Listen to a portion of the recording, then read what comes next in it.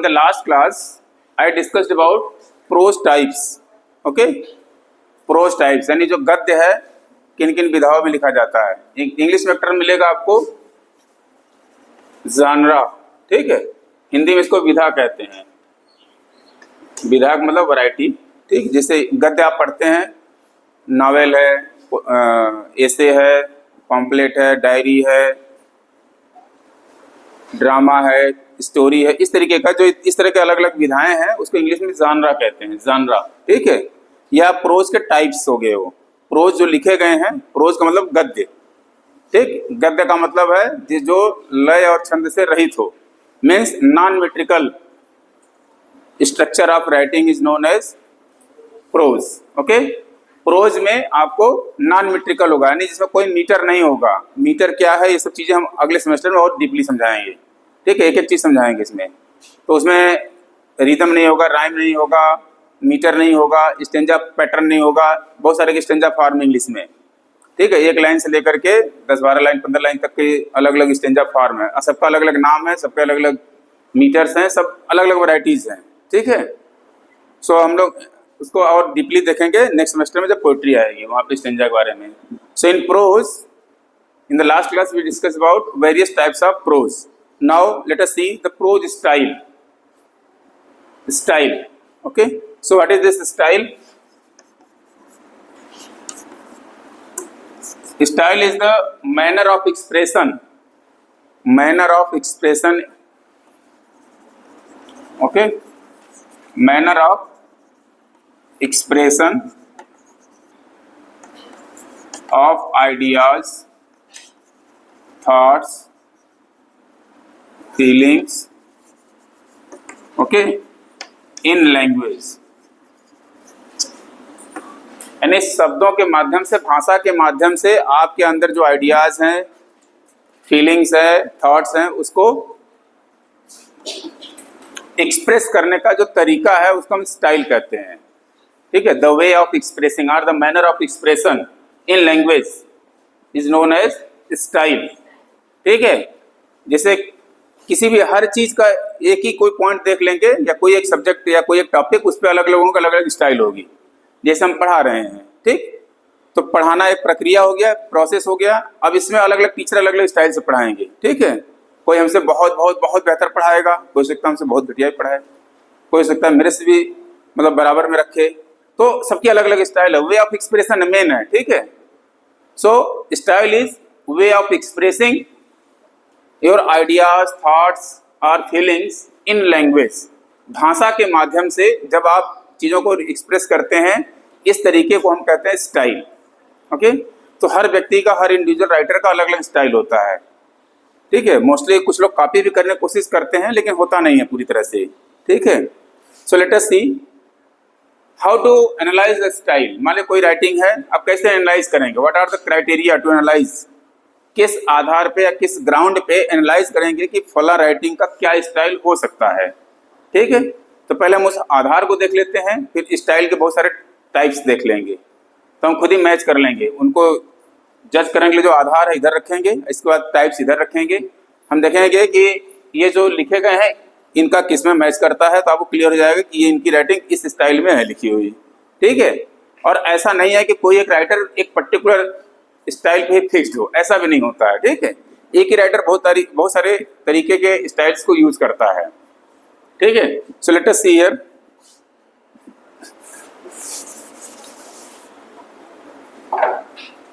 Basis और criteria how to analyse.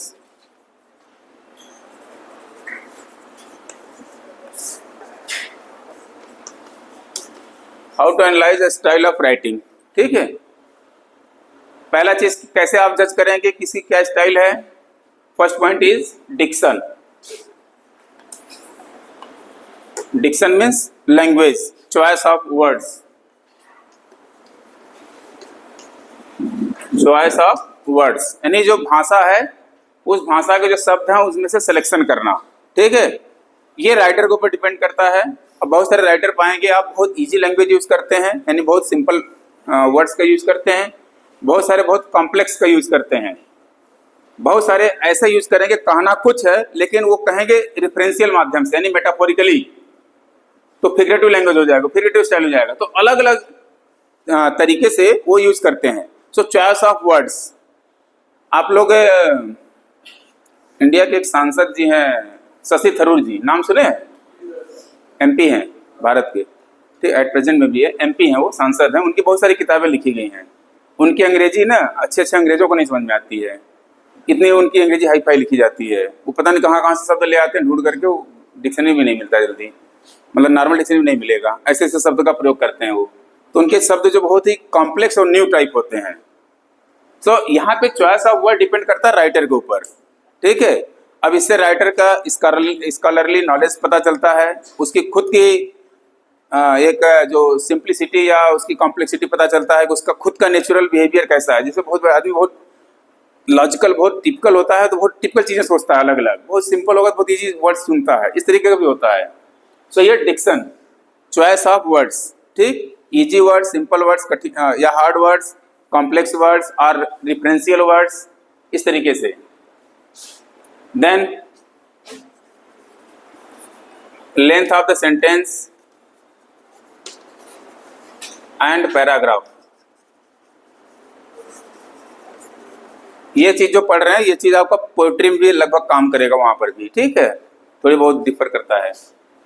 बहुत सारे राइटर हैं जिनके सेंटेंस बहुत छोटे छोटे होते हैं, स्टोरी पढ़ेंगे वो सिंपल होगा, पता चला कि एक लाइन में 2 सेंटेंस हो गया, या 2 लाइन में 1.5 सेंटेंस हुआ, इस तरीके का। कुछ ऐसे राइटर्स होते हैं, स्पेशली नॉवेल्स वगैरह में जो यूज करते हैं, पता चला यहाँ से शुरू किए और यहाँ तक ले आए, 6-7 लाइन बाद तो फुल स्टॉप मिलता है उनका, इस तरीके का होता है। तो ये डिपेंड करता है राइटर के ऊपर, ठीक है।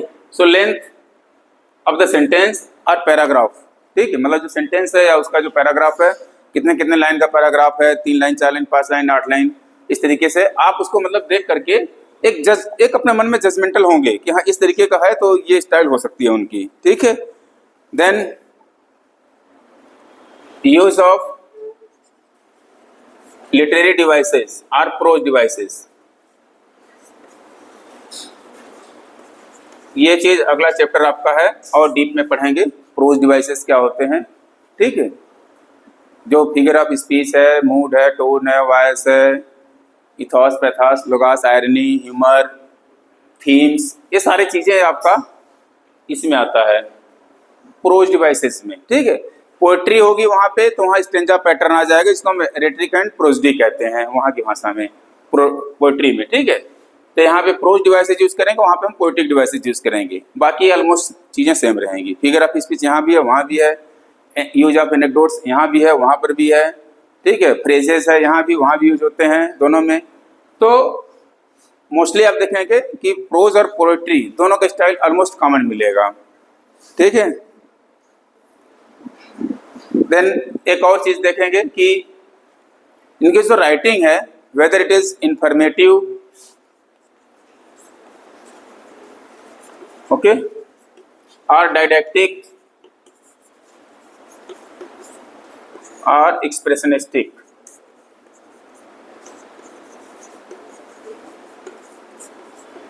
कहने का मतलब है कि बहुत लोगों की राइटिंग और डिस्क्रिप्टिव, ठीक है, इसमें जोड़ लीजिएगा। कोई चीज़ सिर्फ नरेट कर दिया गया है, या कोई चीज़ ऐसी तरीके से लिखी गई है जिससे आपको एक इन्फॉर्मेशन मिल रही है या आपको एक शिक्षा मिले। डायडेक्टिक का मतलब उपदेशात्मक, ठीक है, डायडेक्टिक मतलब उपदेशात्मक, ठीक है, जो मॉरल लेसन जिसे हम लोग कहते हैं कि उपदेशात्मक तरीके से लिखा गया है कि इससे कुछ हमें उपदेश दिया जा रहा है, या केवल राइटर अपने फीलिंग्स को एक्सप्रेस किया है उसमें, या किसी इसको डिस्क्राइब किया है, ठीक है। ये सारे चीज आपका यहाँ पे देखा जाएगा। देन फिगरेटिव लैंग्वेज, ये डिक्शन में ही आ जाएगा, लैंग्वेज में ही, चॉइस में ही। फिगरेटिव है, फिगरेटिव मतलब फिगर्स ऑफ स्पीच की यूज करना। इन जनरल आप लोग 8-10 फिगर्स ऑफ स्पीच पढ़े होंगे, ठीक है। मोर देन 100 टाइप्स के होते हैं फिगर्स ऑफ स्पीच, कम से कम 40-50 तो हम यहाँ आपको पढ़ाएंगे अगले सेमेस्टर और इस सेमेस्टर मिला करके, ठीक है। फिगर्स ऑफ स्पीच तो बहुत सारे हैं, जो कुछ प्रोज में यूज होते हैं, कुछ पोएट्री में यूज होते हैं। तो ये आपका आ जाएगा यहीं पे डिक्शन में ही, figurative language, use of figurative language, whether the language used by the writer is figurative और नॉट, ठीक है। Then anecdotes, aphorism, anecdotes,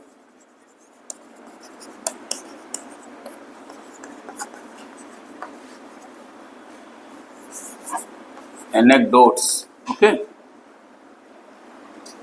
aphorism का मतलब होता है सुक्ति परक, मतलब जैसे गागर में सागर भरना, सुने होंगे सब, गागर में सागर भरना सुने हैं कि नहीं?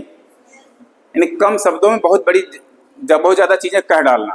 तो ऐसे जब सेंटेंस लिखे जाते हैं कि जहाँ पे बहुत ही कम लिखा जाए लेकिन उसकी मीनिंग बहुत लंबी हो, बहुत ज्यादा हो, तो टर्स, उस तरह के लैंग्वेज को टर्स लैंग्वेज कहते हैं। टर्स, TRESE, टर्स, टर्स लैंग्वेज। ठीक, यानी बहुत ही संक्षिप्त लेकिन उसकी मीनिंग बहुत ज्यादा हो, तो इस तरह की भाषा को टर्स लैंग्वेज कहते हैं। जब इस तरीके का यूज किया जाता है तो एक मुहावरे टाइप बन जाता है, वहां पे इस तरीके का मतलब एक सुक्ति परक हो जाता है, तो उसको अपोरिज्म कहते हैं, अपोरिज्म। ठीक है। एनेक्डोट्स, एनेक्डोट्स का मतलब है घटना। कोई बात समझाने के लिए राइटर किसी अन्य घटना का जिक्र करता है वहां पे, ताकि आप इजीली समझ सकें, तब हम उसको एनेक्डोट्स कहते हैं, यूज ऑफ एनेक्डोट्स। ओके, सो बहुत सारे ग्राउंड्स है जिनके आधार पे आप ये चेक करेंगे या फाइंड आउट करने की कोशिश करेंगे कि विच स्टाइल इज देयर। ठीक है, कौन सी स्टाइल है राइटर की। आई होप क्लियर यहां तक? आप लोग बहुत कंफ्यूज लग रहे हैं।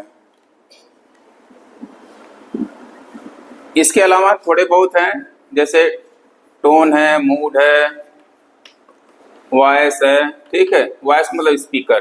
ठीक है, टोन, मूड ये है। ठीक है, MOOD है, मूड। ठीक है, टोन, टोन का मतलब है कि बहुत ही सिंपल, बहुत ही नॉर्मल होकर के लिखा है, या किसी चीज को एग्रेशन में होकर के लिखा है, या बहुत ही मतलब उसका जो लैंग्वेज है बहुत ही एक तरह से कहा जाए कि चुभने वाली होकर। ठीक है, ये सारी चीजें आपका यहाँ पे डिपेंड करता है। इसमें स्पीकर है, फर्स्ट पर्सन नैरेटिव है कि सेकंड पर्सन नैरेटिव है कि थर्ड पर्सन नैरेटिव है, मतलब जो स्टोरी लिखी गई है, जो भी प्रोज लिखा गया है, किस पर्सन में लिखा गया है, फर्स्ट पर्सन वे में, सेकंड पर्सन वे में, थर्ड पर्सन वे में। ठीक है, so generally mostly third person way में लिखा जाता है, बहुत रेयर जगह है जहाँ फर्स्ट पर्सन में लिखा जाता है, किसी किसी में लिखा जाता है।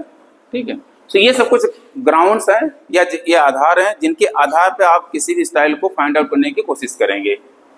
आई होप यहाँ तक क्लियर है। फोर्थ पॉइंट, ये यूज ऑफ लिटरेरी, ये देखिए बहुत सारी राइटिंग होती है, सिर्फ इंफॉर्मेशन देता है, एक जानकारी देता है। कुछ होते राइटिंग जिसे डायडेक्टिक कहते हैं। डायडेक्टिक मतलब उपदेशात्मक, शिक्षाप्रद। अरे चुप, खरगोश और कछुए कहानी सुनी है? वो सिर्फ कहानी इंफॉर्मेटिव है या डायडेक्टिक है? मतलब वो कहानी, खरगोश और कछुए कहानी सुनी होगी ना, तो उस कहानी को सुनने से आपको कुछ शिक्षा मिलता है या नहीं?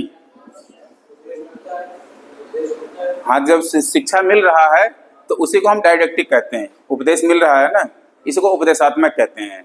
इंग्लिश में उसको डायडेक्टिक कहते हैं। Okay, so whether the writing is didactic, informative और डिस्क्रिप्टिव और एक्सप्रेशनिस्टिक, मतलब सिर्फ एक्सप्रेस कर दिया है, आप फॉलो करें ना करो, कुछ लें दें, उसे कोई मतलब नहीं, उसके मन में जो था एक्सप्रेस कर दिया। ठीक, तो इस तरीके का है। तो ये बहुत सारे आधार है जिनके आधार पे आप चेक कर सकते हैं कि ये राइटिंग किस स्टाइल को बिलोंग कर सकता है। आई होप यहाँ तक क्लियर है। Okay, so let's see the various styles.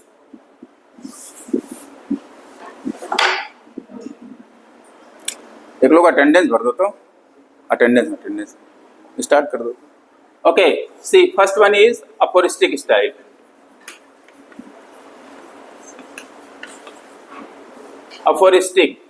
अफोरिस्टिक का मतलब होता है, अफोरिज्म कहते हैं हिंदी में, मतलब सॉरी इंग्लिश में aphorism. Aphorism means using very terse language to say more in short words और इन मिनिमम वर्ड्स। ठीक है, कम शब्दों में अधिक से अधिक चीजों को कह डालना ही अफोरिज्म कहलाता है। और इनके सेंटेंस इस तरीके के होंगे जो लगेगा कि इनको याद कर लें तो एक मुहावरे के रूप में या कहीं हम नॉर्मल पब्लिक स्पीकिंग में भी यूज कर सकते हैं। इस तरह के जो स्टाइल होती है उसको हम अफोरिज्म कहते हैं। अफोरिज्म, अभी आपके सिलेबस में एक ऐसे है बैकन का of studies, okay, of studies, वो पूरी उनकी जो राइटिंग है टोटल राइटिंग अफोरिस्टिक है। जैसे पहला सेंटेंस है studies serve for delight for ornament and for ability, यानी जो अध्ययन है, जो पढ़ाई है, studies serve for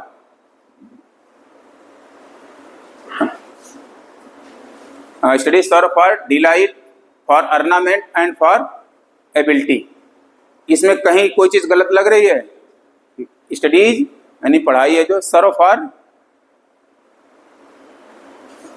delight, enjoyment के लिए पढ़ते हैं किससे कहानी, ठीक है, एंजॉयमेंट के लिए। Studies serve for delight for ornament, ornament मतलब आभूषण से रहे तो व्यक्ति का आभूषण उसका ज्ञान होता है, ठीक है, और उसको ज्ञान मिलता है स्टडीज से। एंड फॉर एबिलिटी, उससे उसकी स्किल बढ़ती है। तो ये जो सेंटेंस है ये ऐसे है वैसे, ठीक है, ऑफ स्टडीज एक ऐसे है, अभी आपकी सिलेबस में भी आगे। सो ये जो सेंटेंस है उनकी, ये ऐसे होता है जैसे कि बहुत कम शब्दों में बहुत ज़्यादा बातें कही जा रही है और लग रहा है कि ये एक लोकोक्ति के रूप में मतलब तैयार हो सकता है, एक सूक्ति टाइप है, एक सूत्र वाक्य टाइप, ठीक है।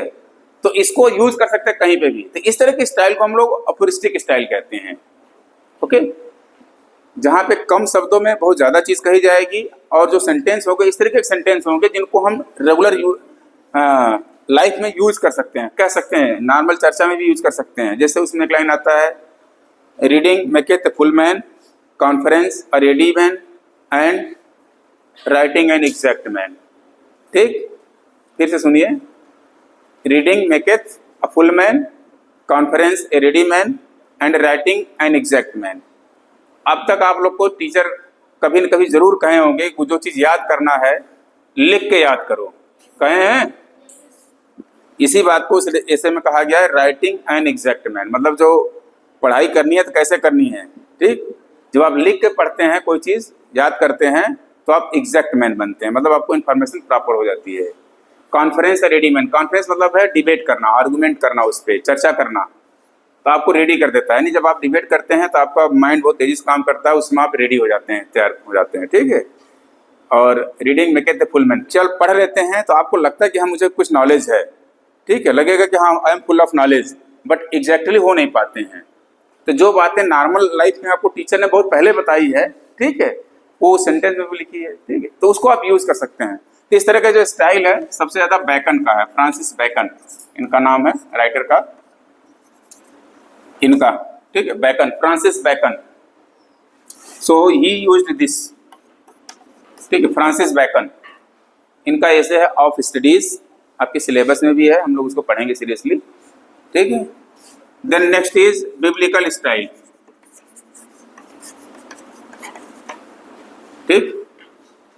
Biblical style is a kind of style in which writing is very simple, truthful, honest,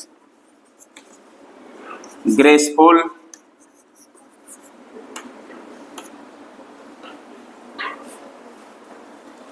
etcetera, मान लो आप इसी तरीके का। मतलब जो बिब्लिकल स्टाइल होगा उसमें जो बात लिखी जाएगी बहुत ही सिंपल शब्दों में, सिंपल यूज होगा वर्ड का, जो शब्द हैं वो सिंपल होंगे ताकि हर व्यक्ति को समझ में आ जाए। देन ट्रुथफुलनेस होगी उसमें, ठीक है, फालतू का इमेजिनेशन नहीं होगा, फालतू का हवाई घोड़े नहीं उड़ाए जाएंगे उसमें। देन ऑनेस्टी दिखेगी आपको उस तरह की राइटिंग में।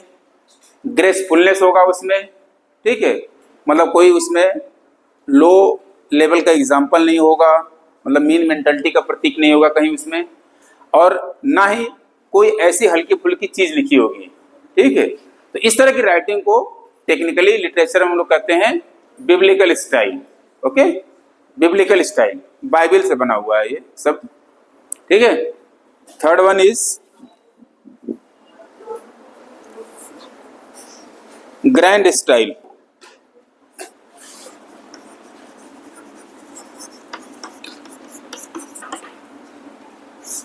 Grand style is also a kind of style which was basically this term was coined by Matthew Arnold. ये एक राइटर थे, हैं मतलब एक्सपायर्ड हैं, बहुत फेमस राइटर है मैथ्यू अर्नोल्ड, ठीक है। उन्होंने एक बुक लिखी थी on translating Homer,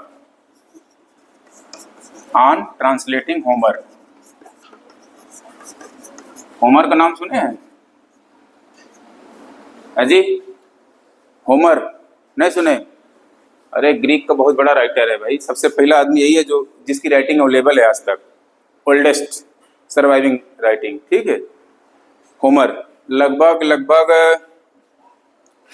800 to 900 BC के बीच में लिखा था उन्होंने, एग्जैक्ट डेट नहीं क्लियर है, 809 मतलब 800 टू 900 बीसी। बीसी समझते हैं? बिफोर क्राइस्ट, यानी 2000 इधर जोड़ लीजिए और 800 उधर, तो 2800 साल पहले होमर ने लिखा था 2 बुक, इलियड और ओडिसी, ठीक है। इलियड और ओडिसी 2 बुक है, एपिक है, महाकाव्य है, आज भी सर्वाइविंग है और यूनान का सबसे ग्रेटेस्ट बुक मानी जाती है इसको, ठीक है, होमर वाली राइटिंग को।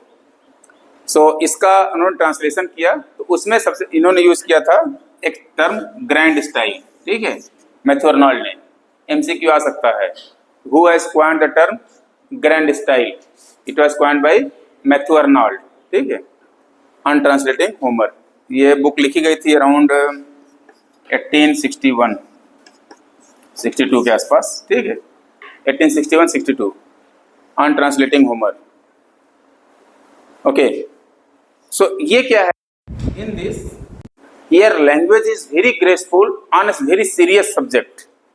इसमें जो सब्जेक्ट मैटर होगा बहुत ही सीरियस होगा, और उसमें जो लैंग्वेज यूज किया जाएगा वो बहुत ही इन्फ्लेटेड होगा, मतलब बहुत ही हाई फाई होगा। हाई फाई का मतलब है कि जो समझ में आएगा लेकिन बहुत ग्रेसफुल होगा, ठीक है, झूठ चपाट नहीं होगा उसमें। जो चीजें लिखी जाएगी लगभग बिब्लिकल टाइप ही है, लेकिन इसका सब्जेक्ट मैटर बहुत ही सीरियस होगा, ठीक है। जैसे इसमें अगर देखा जाए, होमर का जो इलियड है, ट्रोजन वार के बारे में लिखा गया है। ट्रोजन वार समझते हैं? स्पार्टा और ट्राय की लड़ाई का नाम सुने हैं? स्पार्टा और ट्राय के बीच में लड़ाई हुई थी।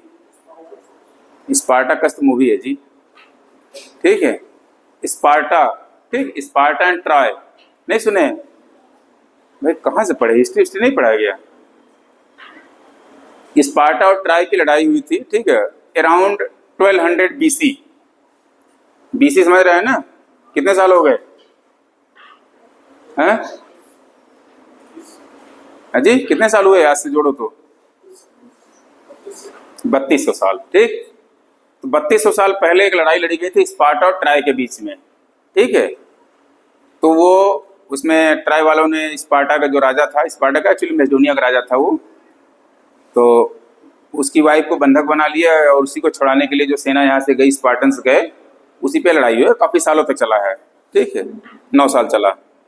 तो वहाँ पे उसी को आधार बना करके एक, पता नहीं सच है कि ये कहानी की झूठ है, लेकिन जो लिखा मिलता है कि ये लड़ाई हुई थी, ठीक है, स्पार्टा और ट्राय के बीच में। तो इलियड ये बुक है, तो ओल्डेस्ट सर्वाइविंग बुक मतलब यही है जिसके बारे में मिलता है ग्रीक में।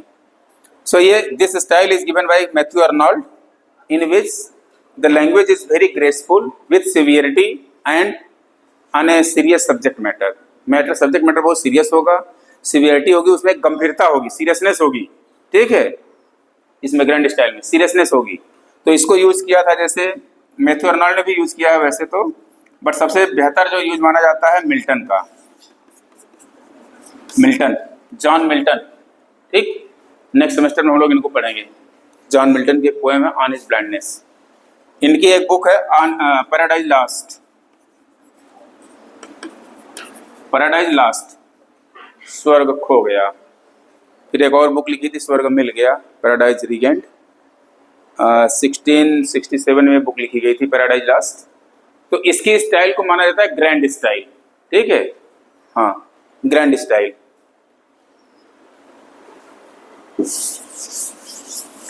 समझ में आ रहा है कि उड़ जा रहा है जी? Okay, so let us C next, figurative style.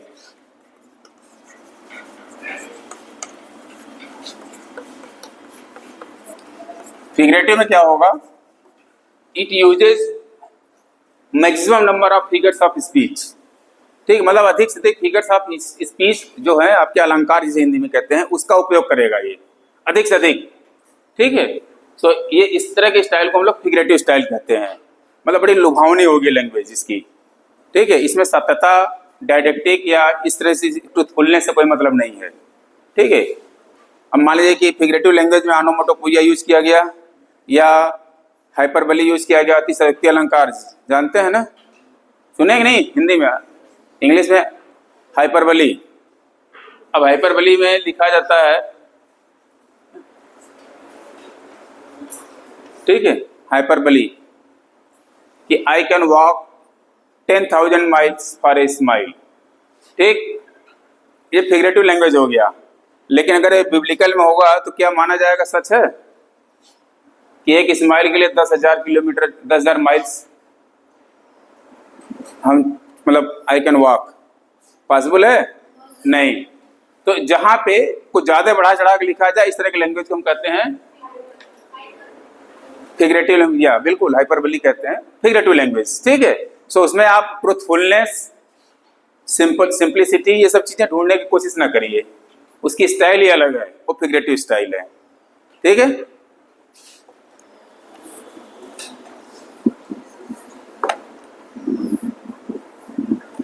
then another is poetic style.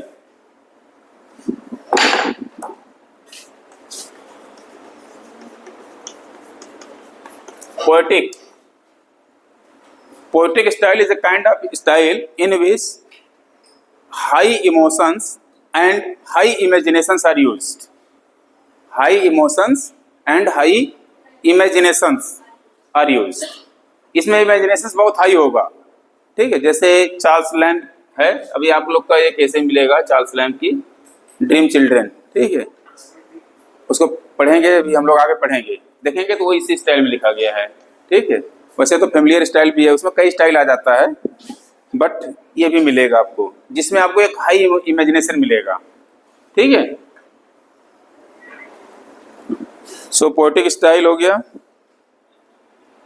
Then another is eclectic style.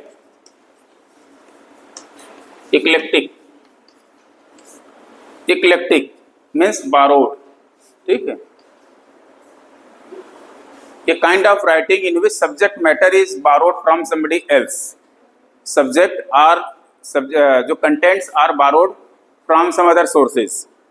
ठीक है, यानी जब किसी कुछ लिखा हुआ है उसको पूरी कॉपी करना चाह रहे हैं आप अपने शब्दों में, तो इस तरह के स्टाइल को हम इक्लेक्टिक स्टाइल कहते हैं। ठीक है, यानी पूरी तरह से कॉपी करने की कोशिश की जाती है, इसमें जो सब्जेक्ट मैटर है और कंटेंट है उसको कॉपी की जाती है। ठीक, तो इस तरह के स्टाइल को हम लोग कहते हैं eclectic style. Clear? Then one other is pedantic style.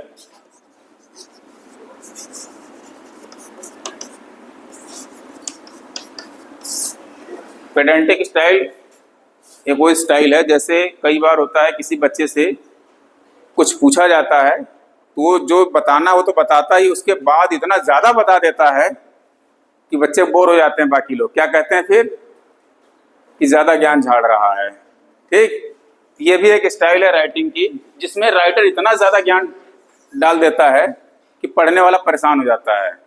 ठीक है, so pedantic style is a kind of style in which the scholarship and the knowledge of the writers are expressed a lot. ठीक है, बहुत ज्यादा इसमें writer अपने ज्ञान और विद्वत्ता को डालने की कोशिश करता है, दिखाने की कोशिश करता है।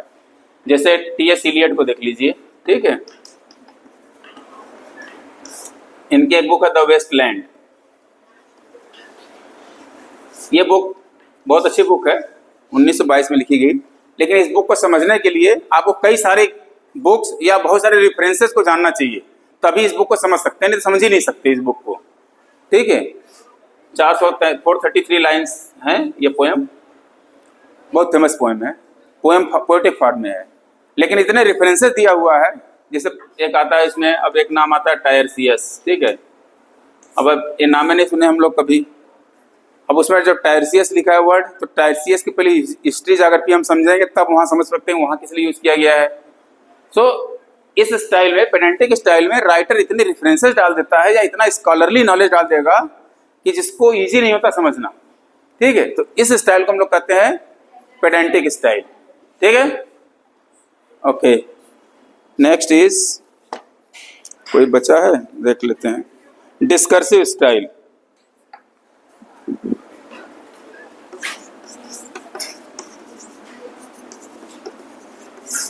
Discursive style. Discursive style is a style in which the writer wanders from one place to another or from one point to another point. ठीक है, इस तरह के राइटिंग में राइटर जो है एक पर्टिकुलर पॉइंट पे स्टिक नहीं रहता है, उसके जो सब्जेक्ट मैटर है अंदर उसमें हमेशा बदलते रहते हैं।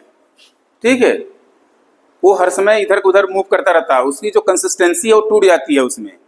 राइटिंग में आपको दिखाई देगा कि हाँ ये इररेलेवेंट फील हो रहा है, ऑफकोर्स कहीं कहीं जाकर मैच करेगा थोड़ा बहुत, बट इसमें बहुत ज़्यादा वॉन्डरिंग फील होगा, मतलब इधर उधर घूमता मिलेगा आपको writing. So the writer moves from one point to another are alike. ठीक है, इस तरह से इधर उधर मूव करता रहता है, कभी फिक्स पॉइंट के लिए एक किसी पर्टिकुलर पॉइंट को लेकर के नहीं आगे बढ़ता है, इसमें हमेशा वॉन्डरिंग मूड में रहेगा। सो इस तरह के स्टाइल को हम लोग कहते हैं डिस्कर्सिव। ठीक है, डिस्कर्सिव। एक तरह से कहा जाए तो ये ब्रोकन है, इनकी जो कंसिस्टेंसी है, कंसिस्टेंसी विल बी ब्रोकन, मतलब जो तारतम्यता है वो टूटती हुई नजर आएगी आपको हमेशा इसमें। ठीक, then next is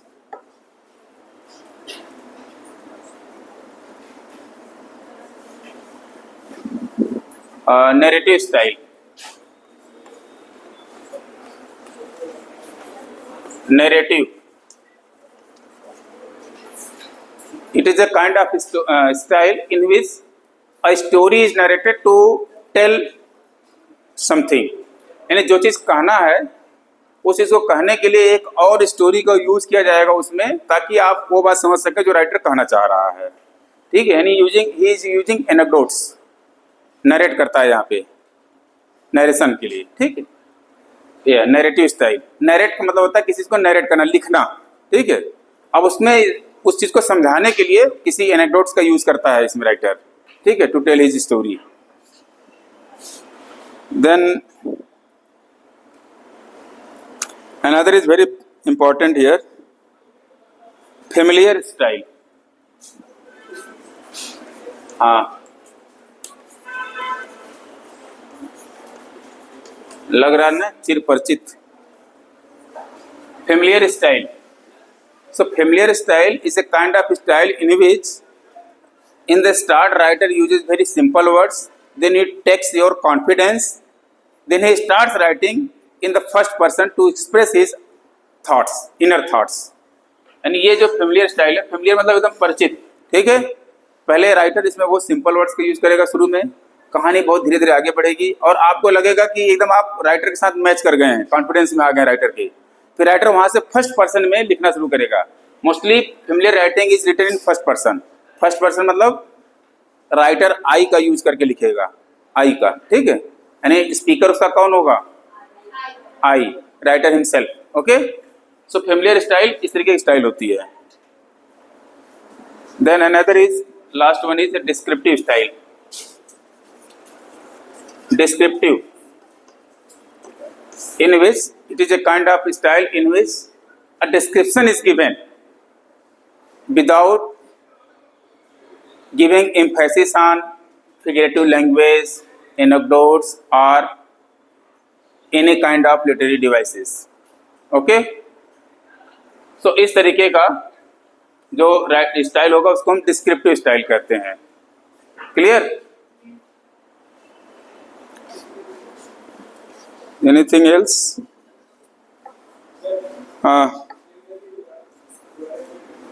Yeah, descriptive. Description मतलब किसी का वर्णन करना। Okay, so in this kind of style, only description will be there.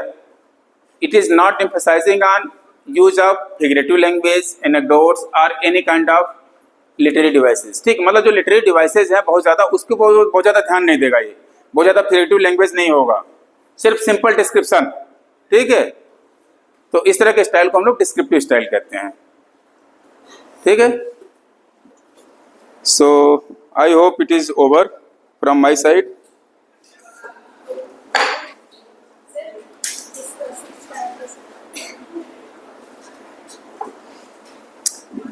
Discursive style is a kind of style in which writer do not stick on a single point of writing. वो हमेशा इधर से उधर move करता रहेगा, मतलब inconsistent writing होगी, ये ब्रोकन राइटिंग जिसको कह सकते हैं आप. Consistency will be broken. Discursive, ठीक है, इस तरह की राइटिंग में कंसिस्टेंसी जो होगी वो टूट जाएगी. जैसे अभी हम लोग लिटरेचर की बात कर रहे हैं, अब लिटरेचर से छोड़ करके हम मैथ की बात करने लगे, फिर वापस लिटरेचर आ जाए, फिर वापस चले जाएं हिस्ट्री में चले जाएं, फिर वापस आकर के फिर किसी और अन्य विषय बात करें, ये क्या हो जाएगा, डिस्कर्सिव हो जाएगा. Okay, I am not sticking to the particular topic of style. लेकिन अगर हम केवल स्टाइल पर टिके रहते हैं तब हमारा जो है ये डिस्कर्सिव नहीं होगा. आई होप कि example is clear. Okay, so if you want to ask anything.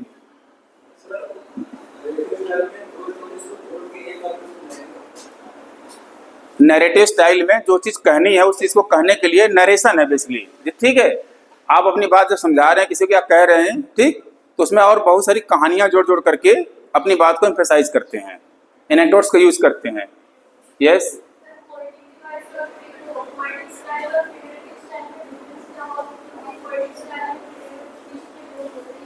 Poetic style में पोएटिक काइंड ऑफ लैंग्वेज होगा, ठीक है, लैंग्वेज उसकी पोएटिक होगी और बिल्कुल होगा, ठीक है.